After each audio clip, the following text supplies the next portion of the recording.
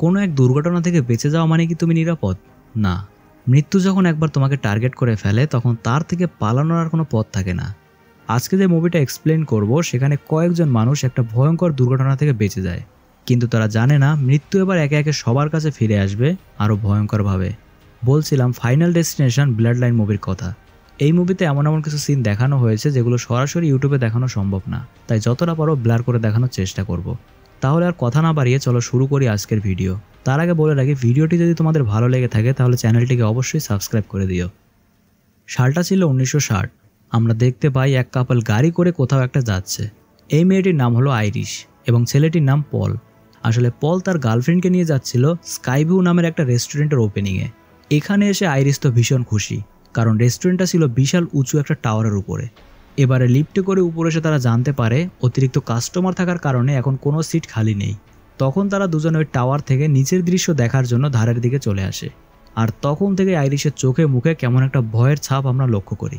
একটু বাদে তার অস্বস্তি হয়, সে দৌড়ে ওয়াশরুমের দিকে যায় এবং সেখানে একজন বার্ড ডান্সার তাকে দেখে বুঝতে পেরে যায় যে সে হয়তো প্রেগনেন্ট। কিন্তু আইরিশ জানায়, আমি এখনও এটা আমার বয়ফ্রেন্ডকে বলিনি, জানি না সে এটা কেমনভাবে নেবে। সেখানে ওই বার্ড ডান্সারের ছেলেকেও দেখা যায়, যার নাম ছিল জেবি। একটু বাদেই পল আইরিশকে নিয়ে ওই স্কাইভিউ টাওয়ারের একদম টপ ফ্লোরে চলে যায় এবং সেখানে সবার সামনে পল আইরিশকে বিয়ের প্রস্তাব দেয়। এটা শুনে আইরিশ তো ভীষণ খুশি হয়, কারণ সে ভাবতেই পারেনি পল আজকে তাকে প্রপোজ করবে। এই সুযোগে সেও জানিয়ে দেয় যে সে প্রেগনেন্ট। আর এই খবরটা শুনে পল আরও বেশি খুশি হয় এবং বলে, তাহলে খুব তাড়াতাড়ি আমাদের একটা পরিবার হতে চলেছে। এরপর পল তাকে একটা আংটি পরিয়ে দেয়, কিন্তু তখনও তারা বুঝতে পারে না যে এরপরে তাদের জন্য ঠিক কী অপেক্ষা করছে।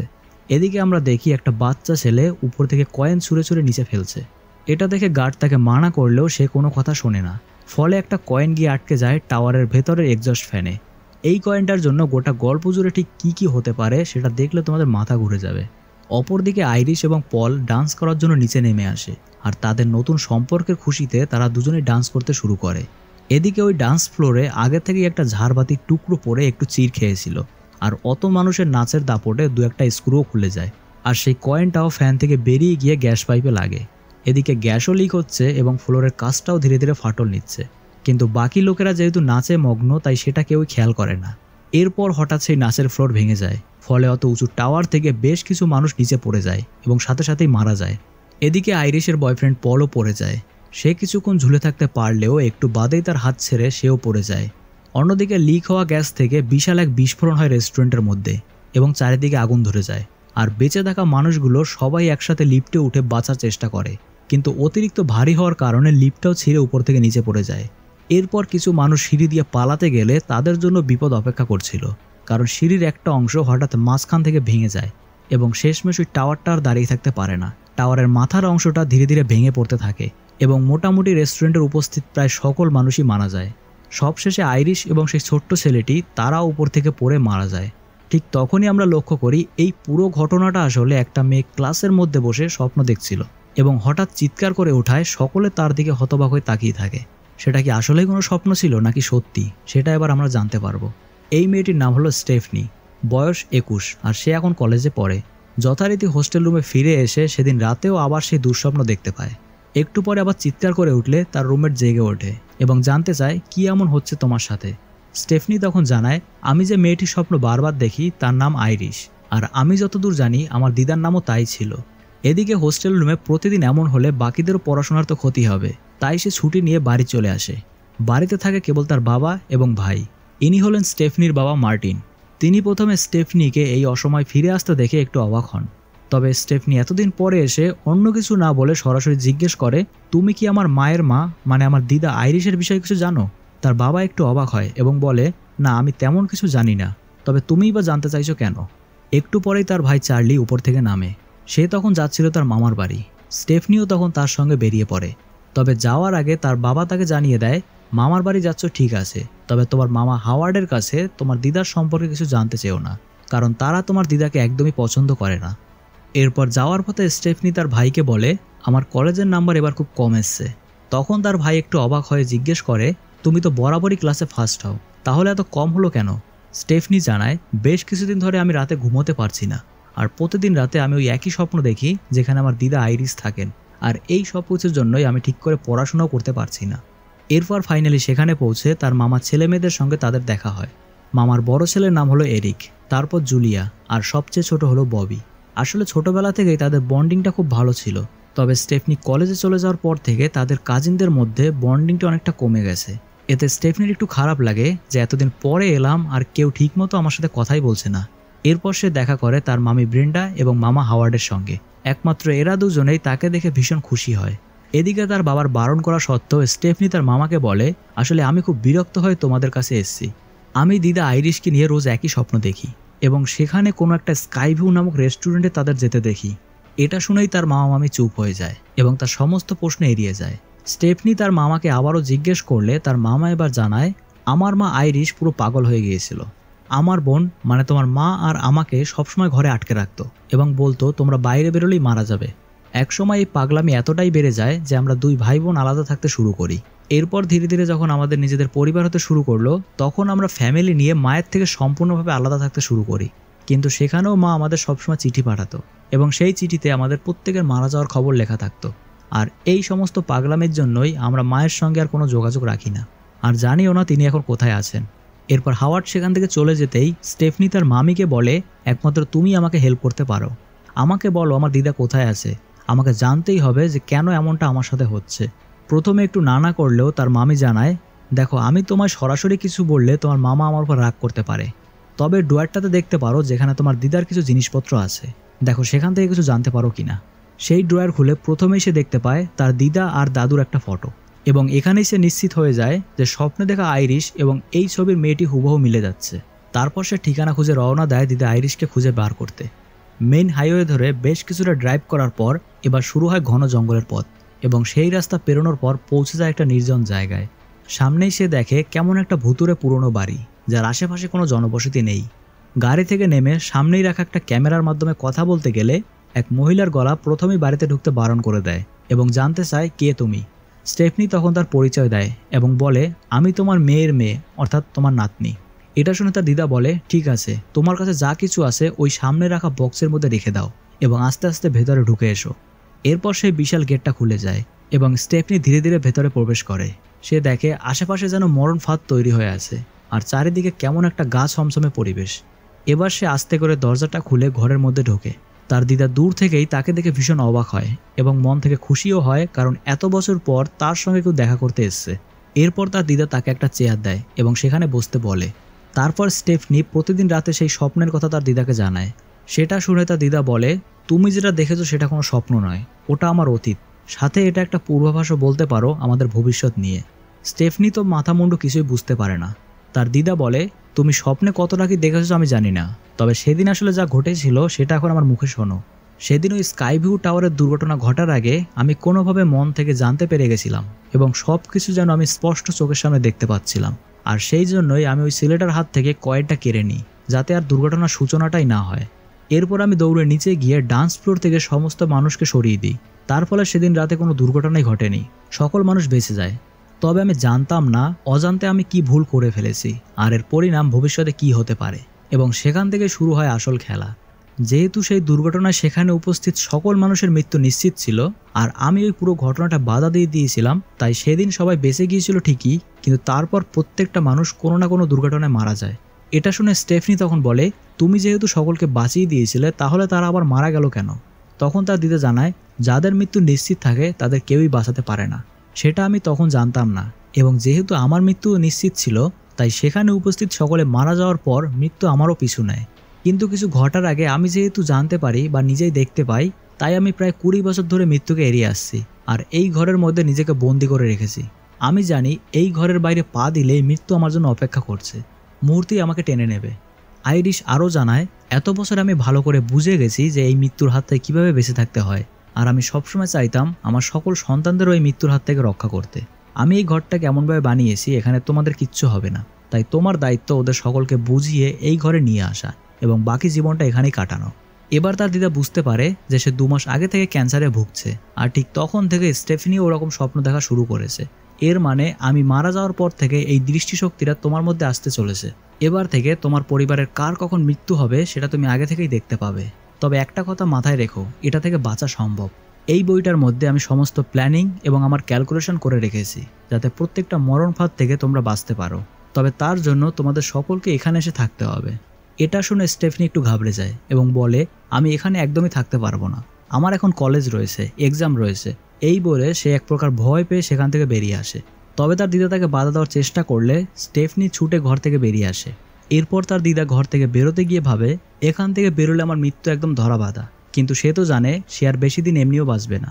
তাই সে পিছপা না হয়ে সেই বইটা তার নাতনিকে দেওয়ার জন্য ঘর থেকে বেরিয়ে আসে এবং একটু দেরি না করে ঝটপট তাকে বুঝিয়ে দেয় এই বইটা তাকে কিভাবে ব্যবহার করতে হবে। এরপর বলে, তুমি বিশ্বাস করছো না তো আমার কথা, এবার তাহলে দেখো। ঠিক তখনই তার নাতনির চোখের সামনে একটা অদ্ভুত পরিস্থিতি তৈরি করে মৃত্যু তাকে গ্রাস করে নেয়। এটা দেখে স্টেফনি বিশাল জোরে চিৎকার করে ওঠে। এরপর তার দিদার শেষ কাজে পরিবারের সবাই সেখানে আসে এবং স্টেফনি তার মামার কাছে ক্ষমা চায়, কারণ তার মামার বারণ করা সত্ত্বেও সে সেখানে গিয়েছিল। একটু বাদে স্টেফনির মা ডার্লিনও সেখানে আসে। তাকে দেখে একমাত্র তার ভাই হাওয়ার্ড খুশি হলেও তার স্বামী এবং মেয়ে একটু বিরক্ত হয়, কারণ স্টেফনি এবং তার ভাইকে অনেক ছোটবেলাতেই তার মা ছেড়ে চলে গিয়েছিল। এবার কেন গিয়েছিল সেটাও আমরা পরে জানতে পারবো। যাই হোক, এরপর তারা সকলে তাদের মামার বাড়িতে চলে আসে। সেখানে এসে দুঃখের পরিবেশ কাটানোর জন্য সবাই মিলে একটা পার্টি করে, কিন্তু কেই বা জানতো এই পার্টি তাদের জন্য কাল হয়ে দাঁড়াবে। একটু বাদে স্টেফনির মা ডার্লিনও সেখানে আসে, যাকে দেখে তার ছোট ছেলে ভীষণ খুশি হয়, কারণ সে যেহেতু বয়সে ছোট তাই মায়ের উপর বেশিক্ষণ রাগ করে থাকে না। এদিকে গম্ভীর মেজাজে ঘরের মধ্যে বসে আছে স্টেফনি। মনে খটকা লাগতেই সে তার দিদার দেওয়া বইটিকে বার করে পড়তে শুরু করে। সেখানে যে কোনো দুর্ঘটনার কথা সম্পূর্ণ বর্ণনা করা আছে। এদিকে তার মামার বাড়িতে পার্টির প্রস্তুতি চলছে। কেউ কোল্ড ড্রিঙ্কস তৈরি করছে, কেউ গ্রিল করার জন্য আগুন জ্বালাচ্ছে, আর কেউ বা টেবিলে গেমের জন্য ব্যবস্থা করছে। আর এত কিছুর মধ্যে তাদের কোনো না কোনো ভুল থেকেই যাচ্ছে, যেগুলো তাদের মৃত্যুর কারণ হতে পারে। এদিকে নিজের বাড়িতে বসে স্টেফনি ধীরে ধীরে বুঝতে পারছে কিছু একটা ঘটতে চলেছে। অন্যদিকে দোলনায় বসে হাওয়ার্ড এবং তার বোন ডার্লিন কথা বলছিল। একটু বাদে ডার্লিন লক্ষ্য করে যে জিনিসটার উপর ছেলেরা লাফাচ্ছে ঠিক তার নিচে একটা বাগান খোঁড়ার সরঞ্জাম আছে, যেটা কিনা খুবই ধারালো। তাই সে সবাইকে থামিয়ে সেই জিনিসটা নিচ থেকে বার করে সেখান থেকে সরিয়ে দেয়। কিন্তু তারা জানে না যে আসল বিপদের শুরু এখান থেকেই। অন্যদিকে স্টেফনি পুরো বিষয়টা তার মনের মধ্যে দেখতে পেয়ে দ্রুত গাড়ি নিয়ে চলে যায় তার মামার বাড়িতে। কিন্তু সেখানে পৌঁছে কাউকে সতর্ক করার আগেই মৃত্যু তার খেলা শুরু করে দেয়। একটা কাচের টুকরোয় হাওয়ার্ডের পা কেটে যায়। এরপর একটা লাঠি ঘাস কাটা মেশিন উপর পড়ে সেটা চালু হয়ে হাওয়ার্ডের দিকে আসতে শুরু করে এবং মুহূর্তের মধ্যেই হাওয়ার্ডের মাথার উপর দিয়ে সেটা চলে যায়। এই দৃশ্যটা এতটাই ব্রুটাল ছিল যা ইউটিউবে সরাসরি দেখানো সম্ভব না, তাই যতটা পারছি ব্লার করে দেখাচ্ছি।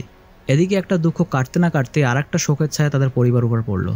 এরপর আবারও তারা মামার শেষ কাজ সম্পূর্ণ করে তারা বাড়ি ফিরে আসে। এবার স্টেফনি তার দিদার দেওয়া সেই কাগজগুলো একটা দেওয়ালে আটকে বাকি সকলকে বোঝানোর চেষ্টা করে। সে জানায় সেদিন রাতে স্কাইভিউ রেস্টুরেন্টে যেসব মানুষ বেঁচে গিয়েছিল তাদের সকলেরই কোনো না কোনোভাবে মৃত্যু হয়েছে, কিন্তু আমার দিদা আইরিশ প্রায় 20 বছর মৃত্যুকে এড়িয়ে বেঁচেছিল। এবার দিদা মারা যাওয়ার পর আমাদের পরিবারে সবার বড় তার ছেলে অর্থাৎ মামা হাওয়ার্ড মারা গেলেন। তখন জুলিয়া বলে, আমরা তো কেউ স্কাইভিউ টাওয়ারে ছিলাম না, তাহলে আমাদের কেন মৃত্যু হবে? তখন স্টেফনি জানায়, মৃত্যুর হিসাব অনুযায়ী সেদিন রাতে আমাদের দাদু দিদার মারা যাওয়ার কথা ছিল, আর তারা যদি মারা যেত তাহলে আমাদের জন্মানোর কথাই ছিল না। এখন যেহেতু আমাদের জন্ম হয়েছে সেহেতু মৃত্যু আমাদেরও টেনে নেবে। কিন্তু তাদের পরিবারের শোচনীয় অবস্থায় স্টেফনির কথা কেউ বিশ্বাস করে না। সে আরও বলে, মৃত্যু আমাদের বয়স হিসাবে মারছে, মানে দিদার পর পরিবারের সবচেয়ে বড় ছিল মামা, তারপর মামার পরিবারের সবচেয়ে বড় এরিক, তারপর জুলিয়া, এবং এরপরে ববি মারা যাবে। এরপরে আমার মা, তারপর আমি, এবং লাস্টে আমার ভাই। কিন্তু আমার বাবা এবং মামির কিছুই হবে না, কারণ তাদের সঙ্গে আমার দাদু দিদার কোনো রক্তের সম্পর্ক ছিল না। কিন্তু এত কিছু বোঝানোর পরেও বাকিরা তার উপর রেগে গিয়ে সেখান থেকে চলে যায়। এবার শুরু হয় মৃত্যুর আরেক খেলা। এরিক কাজ করছিল একটা পার্লারে। কাস্টমার চলে যাওয়ার পর সে বক্সের সাউন্ড জোরে দিয়ে দরজা বন্ধ করে একটু রিল্যাক্স করতে থাকে এবং হাতে ড্যাড নামের একটা ট্যাটু করতে থাকে, কারণ সে তার বাবাকে খুব ভালোবাসত। হঠাৎ বক্সের বিটে একটা কাচের বোতল নিচে পড়ে যায়। সেটা তুলতে যাওয়ার সময় চেয়ারে লেগে একটা তেলের বোতল নিচে পড়ে যায়। ভাবুন দুর্ঘটনা ঠিক কীরকমভাবে হতে পারে। এদিকে পাখায় লেগে একটা লোহার চেন তার নাকের রিংয়ে আটকে যায়। পাখা যতই ঘুরতে থাকে সেই চেনটা তাকে উপর দিকে টানতে থাকে। এরিক চেনটা তার রিং থেকে খুলতে পারছে না, সেই কারণে সে চেয়ার থেকে টেবিলের উপর আস্তে আস্তে উঠতে শুরু করে এবং সেই সময় টেবিল থেকে একটা বাল্ব নিচে পড়ে আগুন লেগে যায়। এবার সে কোনোভাবে তার নাকের রিং থেকে সেই চেনটা ছাড়াতে পারলেও পা পিছলে সে নিচে পড়ে যায় এবং মুহূর্তে পুরো জায়গাটায় আগুন লেগে যায়। এদিকে পরদিন সকালে স্টেফনি চার্লিকে তাড়াতাড়ি করে ঘুম থেকে তোলে এবং বলে, এরিককে আমি বারবার মেসেজ করছি, কল করছি, কিন্তু সে কোনো উত্তর দিচ্ছে না। ফলে তারা দুজনেই বেরিয়ে পড়ে এরিকের খোঁজ নিতে। কিন্তু মামার বাড়ি ঢোকার আগেই হঠাৎ গাড়ির সামনে এরিক চলে আসে এবং তাকে দেখে তারা অবাক হয়। তখন এরিক জানায়, হ্যাঁ, কালকে আমার পার্লার একটা দুর্ঘটনা ঘটেছিল ঠিকই, কিন্তু আমার জ্যাকেটটা আমায় বাঁচিয়ে দিয়েছিল, আর সেই জন্য আমি বেঁচে গেছি। এবার তো স্টেফনি তাকে আরও সাবধান করতে থাকে যে তুমি ঘরের মধ্যেই থাকো, তোমার বাইরে বেরোনো একদমই ঠিক নয় এখন। এসব বলতে বলতে তারা রাস্তা দিয়ে যাচ্ছিল। তারা সবাই ভীষণ চিন্তিত ছিল, কারণ যে কোনো ছোটোখাটো জিনিস থেকে এরিকের মৃত্যু হতে পারে। এবার তাদের দেখা হয় জুলিয়ার সঙ্গে। জুলিয়া যেহেতু মেজো বোন, তাই তারা তার দিকে বেশি নজর দেয় না, কারণ স্টেফনি জানে এরিকের যদি কিছু হয় তারপরেই জুলিয়ার নাম্বার আসবে। ফলে জুলিয়া সেখান থেকে চলে যায়। ইতিমধ্যেই রাস্তা দিয়ে একটা ডাস্টবিনের ট্রাক যাচ্ছিল। এরপর আমরা দেখি হঠাৎ একটা বল গিয়ে জুলিয়ার গায়ে লাগে এবং সে ডাস্টবিনের মধ্যে পড়ে যায়। আর ঠিক সেই সময় ট্রাকের মেশিন ডাস্টবিনটা তুলে গাড়ির মধ্যে ফেলে দেয়। এরপর গাড়িও চলতে শুরু করে। এরা তো জিনিসটা দূর থেকে দেখে ছুটে গাড়িটাকে থামানোর চেষ্টা করে, কিন্তু ড্রাইভার ওইদিকে কানে হেডফোন লাগিয়ে কোনো এক ডেটিং অ্যাপে ব্যস্ত ছিল। স্টেফনি তখন দৌড়ে গিয়ে গাড়িতে উঠে পড়ে এবং জুলিয়াকে সেখান থেকে বার করার চেষ্টা করে। ঠিক সেই সময় ডাস্টবিনের নোংরা ক্র্যাশ মেশিনটাও চালু হয়ে যায়। ফাইনালি এরিক ও চার্লি ট্রাকের সামনে গিয়ে গাড়িটাকেও দাঁড় করায়, কিন্তু ততক্ষণে জুলিয়াকে সেই ক্র্যাশ মেশিনটা চেপে শেষ করে ফেলেছে। শুধু জুলিয়ার সাহায্যের জন্য বাড়ানো হাতটাই স্টেফনির হাতে থেকে যায়। কিন্তু এখানেই একটা বড় প্রশ্ন, মরার কথা তো ছিল এরিকের, তাহলে জুলিয়া মরল কেন? এটা জানার জন্য তারা তার মামিকে বিষয়টা জিজ্ঞেস করলে তখন তিনি জানান আসলে এরিক তার বাবার সন্তানই নয়, এরিক ছিল তার মামির বয়ফ্রেন্ডের সন্তান। তাই যেহেতু তার মামার সঙ্গে এরিকের রক্তের কোনো সম্পর্ক নেই, তাই হিসাব মতো জুলিয়াই তার প্রথম সন্তান। সেই জন্য এরিকের বদলে জুলিয়া মারা গেল এবং এরপর ছিল ববির পালা। এদিকে ববি তো ভয়ে ঠান্ডা। সে বলে আমায় কোনোভাবে তোমরা বাঁচিয়ে নাও। তখন চার্লি স্টেফনিকে বলে তুমি তো একবার বলেছিলে যে কেউ একজন আছে যে মৃত্যুচক্র থেকে বেঁচে গিয়েছিল। তখনই বই খুলে তারা সেই ব্যক্তির ঠিকানা খুঁজে বার করে, আর এই ব্যক্তি হলো সেই বার্ড ডান্সারের ছেলে জেবি। এরপর স্টেফনি এবং তার মা, চার্লি, ববি এবং এরিক এরা সকলে মিলে বেরিয়ে পড়ে জেবির সঙ্গে দেখা করতে। যাওয়ার পথে তার মা তাকে জানায় আমি তোমাদের ছেড়ে কখনোই যেতে চাইনি। আসলে আমিও তোমাদের দুই ভাই বোনের মৃত্যু নিজের চোখে দেখতে পেতাম আর নিজেও সবসময় আতঙ্কে থাকতাম। ফলে আমার এই আতঙ্কের ছাপ যাতে তোমাদের মধ্যে না পড়ে তাই আমি তোমাদের দুজনকে ছেড়ে চলে গিয়েছিলাম। এটা শোনার পর স্টেফনির তার মায়ের উপর থেকে সমস্ত অভিমান মুছে যায়। ফাইনালি তারা সেই হসপিটালে গিয়ে পৌঁছায় যেখানে জেবি কাজ করত। অনেক খোঁজাখুঁজির পর তারা তাকে খুঁজে পায়, কিন্তু তাকে কিছু বলার আগেই সে এদেরকে চিনে ফেলে, কারণ সে আগে থেকেই জানতো যে এরা তার কাছে আসবে। এবার ববি জিজ্ঞেস করে এই মৃত্যুচক্র থেকে বেরোনোর কি কোনো উপায় আছে? জেবি তখন বলে আমি এমন একজনকে জানি যার মৃত্যুর সময় চলে এসেছিল এবং সে মারাও গিয়েছিল, কিন্তু ডাক্তাররা কিছুক্ষণের মধ্যে তাকে আবারও বাঁচিয়ে তোলে। তাই মরে গিয়ে বেঁচে যাওয়ার মাধ্যমে এই চক্র থেকে মুক্তি পাওয়া যেতে পারে। আর আমি এখনও বেঁচে আছি কারণ আইরিশের রক্তের সম্পর্কে সকলে মারা যাওয়ার পর আমি সবার শেষে মারা যাব। আর সে আরও বলে এই চক্র থেকে বেরোনোর মাত্র দুটি উপায়। এক হলো তোমরা কাউকে খুন করতে পারো, তাহলে তার আয়ুটা তোমাদের মধ্যে চলে আসবে। আর আরেকটা উপায় হলো নিজেকে মেরে ফেলে আবারও বেঁচে ওঠা, যেটা কিনা প্রায় অসম্ভব ব্যাপার। কিন্তু হ্যাঁ, এটা যদি করতে যাও আর করতে না পারো তাহলে মৃত্যু তোমাদের সাথে সাথে আরও অনেকেরই প্রাণ নিতে পারে। সুতরাং যা করবে খুব ভেবেচিন্তে করো। এদিকে তারা দোটানায় পড়ে যায়, কারণ তারা ইচ্ছে করে তো কাউকে মারতে চায় না, আবার নিজে মরে গিয়ে ফিরে আসাটা একদম অসম্ভব ব্যাপার। ইতিমধ্যে তারা পেছনে ফিরে দেখে এরিক আর ববি সেখানে নেই। আসলে এরিক ববিকে নিয়ে সেখান থেকে বেরিয়ে এসে একটা ফোন দিয়ে আটে। এরিক বলে আমরা তো এখন হসপিটালে রয়েছি, তাই এখানে তোমাকে একটা পিনাট বাটার খাওয়াবো যেটাতে তোমার অ্যালার্জি রয়েছে। এটা খাওয়া মাত্রই তুমি দম বন্ধ হয়ে মারা যাবে, আর সঙ্গে সঙ্গে চিকিৎসা করে তোমাকে ফিরিয়ে আনবো। তারা তাদের প্ল্যান অনুযায়ী একটা পিনাট বাটারের প্যাকেট নিয়ে ঠিক এমার্জেন্সি রুমের অপর দিকের একটা রুমে ঢুকে যায়। দুর্ভাগ্যবশত সেটা ছিল একটা এমআরআই রুম। এদিকে বাকিরা তো তাদেরকে পাগলের মতো খুঁজতে থাকে, কারণ হসপিটালে মরার জন্য হাজার রকমের কারণ রয়েছে। এদিকে ববি সেটা কিছুতেই খেতে চাইছিল না, কিন্তু এরিক তাকে জোর করে সেটা খাওয়ায়। এর সাথে সাথেই মৃত্যু নিজের খেলা শুরু করে দেয়। দুর্ভাগ্যবশত সেই এমআরআই মেশিনটি চালু হয়ে যায় এবং ধীরে ধীরে তার পাওয়ার বাড়তে শুরু করে। এখন আমরা জানি এমআরআই মেশিন নিজের দিকে সমস্ত লোহার জিনিস টেনে নেয়। এদিকে এরিকও তার সারা শরীরে লোহার রিং পড়েছিল, ফলে সেগুলো সব ছিঁড়ে ছিঁড়ে সেই মেশিনের ভেতরে চলে যায়। মানে একবার ভাবো তার কী পরিমাণে কষ্ট হচ্ছিল। এরপর সেখানে তাকে একটা হুইল চেয়ারও টেনে নেওয়ার ফলে এরিকও সেটার সঙ্গে আটকে পড়ে। এদিকে ববি চেষ্টা করেও কিছু করতে পারে না, কারণ ততক্ষণে পিনাট বাটারের অ্যালার্জিতে তার দম বন্ধ হয়ে আসছিল। এরপর মেশিনের পাওয়ার আরও ধীরে ধীরে বেড়ে গেলে এরিক তার মধ্যে খুব বাজেভাবে আটকে গিয়ে সেখানেই মারা যায়। আর ববি কোনোভাবে নিজে উঠে দাঁড়াতে পারলেও মেশিনের টানে অন্য একটা লোহার স্প্রিং ববের মাথায় লেগে সেও মারা যায়। এই ঘটনার পর স্টেফনি তার মা ও ভাইকে নিয়ে হসপিটাল থেকে বেরিয়ে আসে। এরপর চার্লি কাঁদতে কাঁদতে জিজ্ঞেস করে এরিক যখন আমাদের রক্তের সম্পর্কেরই নয় তাহলে ও কেন মরল? তখন স্টেফনি জানায় এই মৃত্যুর সঙ্গে যে খেলবে তাকে তার মূল্য চোকাতেই হবে। অবশেষে তার মামার পরিবারের সবাই এখন শেষ। এবার যেহেতু মরার পালা স্টেফনির মায়ের, তাই তারা একটা সিদ্ধান্ত নেয়। তারা জানে একমাত্র সুরক্ষিত জায়গা হলো দিদার ওই পুরনো বাড়ি, এবং সেখানে গিয়ে যদি তার মা নিজেকে বাঁচিয়ে রাখতে পারে তাহলে তার ছেলেমেয়েরাও বেঁচে যাবে। এখন রাস্তায় যেহেতু বিভিন্ন ধরনের দুর্ঘটনা ঘটতে পারে, তাই স্টেফনি বলে এই অবস্থায় তোমার গাড়ি চালানো উচিত হবে না, আমি তোমাকে দিদার ঘর পর্যন্ত পৌঁছে দেব। এরপর তারা যখন গাড়ি নিয়ে বেরিয়ে যায় তখন তার দিদার বইয়ের মধ্যে থাকা সেই কয়েনটা নিচে পড়ে যায়, যেটা মুভির শুরুতে দেখানো হয়েছিল, এবং সেটা কুড়িয়ে পায় এক বৃদ্ধ মহিলা। এই অভিশপ্ত কয়েনটার কানেকশন আমরা একদম শেষ পর্যন্ত পাবো। এরপর আবারও সেই হাইওয়ে এবং জঙ্গলের রাস্তা ধরে তারা সেখানে গিয়ে পৌঁছায়। আশেপাশের পরিবেশ দেখে মনে হয় মৃত্যু যেন ছটফট করছে তাদেরকে গ্রাস করার জন্য। তাই স্টেফনি আর দেরি না করে সামনের দরজাটা ভেঙে গাড়ি নিয়ে ভেতরে ঢুকে যায় এবং একদম ঘরের সামনে পৌঁছে যায়। কিন্তু তখনই মৃত্যু তার খেলা শুরু করে দেয়। কোনোভাবেই স্টেফনি তার সিটবেল্ট খুলতে পারছিল না, সেটা এমনভাবে আটকে যায় যে বাকিরা তাকে হেল্প করতে চাইলেও করতে পারে না। তখন স্টেফনি তার মাকে বলে যে আমাকে সাহায্য না করে তুমি যত তাড়াতাড়ি পারো ওই ঘরের মধ্যে ঢুকে যাও, কারণ তুমি বেঁচে গেলে আমাদের আর কিচ্ছু হবে না। সেই মতো তার ভাই তার মাকে নিয়ে যায় সেই ঘরে রাখার জন্য। কিন্তু মৃত্যুর কাছে কি আর জেতা সম্ভব? সে আবারও তার চাল চালে। একটা টপ সিলিন্ডার উপর ভেঙে পড়ায় গ্যাস লিক হয় এবং আগুনের ফুলকি লাগা মাত্রই ঘরটা পুরো ব্লাস্ট হয়ে যায়। এর ফলে তার ভাই এবং মা ছিটকে বাইরে পড়ে যায় আর স্টেফনির গাড়িটাও উল্টে জলে পড়ে যায়। এদিকে চার্লি একটা কাঠের নিচে এমনভাবে আটকে গেছে যে সে কিছুতেই বেরোতে পারছিল না। এরপর তার মা অর্ধেক ঝলসানো অবস্থায় উঠে এসে চার্লিকে সেখান থেকে বার করে এবং বলে তুমি তোমার দিদির কাছে যাও। এই বলা মাত্রই তার উপর একটা পোস্টার ভেঙে পড়ে এবং সে সেখানেই মারা যায়। এবার চার্লি আর দেরি না করে তার দিদিকে বাঁচানোর জন্য সেই গাড়ির মধ্যে যায় এবং বেশ খানিকক্ষণ চেষ্টা করার পর সেই সিট বেল্ট কেটে তার দিদিকে সেখান থেকে বের করে আনে। কিন্তু ততক্ষণে তার দিদি প্রায় মারা গিয়েছিল বললেই চলে। কিছুক্ষণ পর সে আবারও বেঁচে ওঠে। এটা দেখে তারা ভাবে হয়তো মৃত্যুচক্র থেকে তারা মুক্তি পেয়ে গেল, যেহেতু তার দিদি মরে গিয়ে আবারও ফিরে এলো। এরপর কিছুদিন পর সবকিছু স্বাভাবিক হলে তারা দুজনে একটা পার্টিতে যাচ্ছিল চার্লির বান্ধবীর বাড়ি। তারা সেখানে পৌঁছে তার বান্ধবীর বাবাকে ধন্যবাদ জানায়, কারণ স্টেফনি জলে ডুবে যাওয়ার পর তিনিই তাকে ভালোভাবে চেক আপ করেছিলেন। আসলে তিনি ছিলেন একজন ডাক্তার। আর ঠিক তখনই তারা তার কাছে জানতে পারে যে স্টেফনি কখনোই পুরোপুরি মারা যায়নি, জাস্ট জল খেয়ে অজ্ঞান হয়ে গিয়েছিল। এটা শুনে তো তাদের আবারও চিন্তায় মাথা খারাপ হয়ে যায়। এর মানে এখনও মৃত্যুচক্র থেকে তারা মুক্তি পায়নি। এবারে আমরা দেখি যে কয়েনটার কারণে এই পুরো দুর্ঘটনা শুরু হয়েছিল সেটা সেই মহিলার ব্যাগ থেকে পড়ে যায় এবং গড়িয়ে গড়িয়ে একটা রেল লাইনের গ্যাপে আটকে যায়। তাহলে এবার নিশ্চয়ই বুঝতে পারছো যে এরপরে কি হতে চলেছে। এদিকে এরাও বুঝে যায় যে আমরা যে কোনো মুহূর্তে মারা যেতে পারি। কিছুক্ষণের মধ্যেই পেছন থেকে তারা একটা ট্রেনের শব্দ শুনতে পায় এবং তাকিয়ে দেখে গোটা একটা ট্রেন লাইনচ্যুত হয়ে তাদের দিকে ছুটে আসছে। এটা দেখার পর তারা প্রাণ বাঁচানোর বৃথা চেষ্টা করলেও সেই ট্রেনের বগি থেকে বড় বড় দুটো কাঠের টুকরো বের হয়ে প্রথমে স্টেফনি এবং পরে চার্লির মৃত্যু হয়।